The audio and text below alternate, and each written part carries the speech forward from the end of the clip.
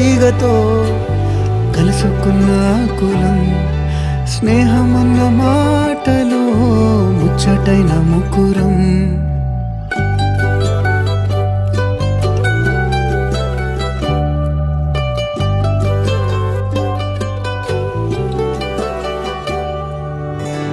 కళ్ళలోకి కన్నీరు రాగానే మాట కొంచెం తడబడుతుండగానే ఏమైంది మామా అంటూ అడిగే గొంతు వీరా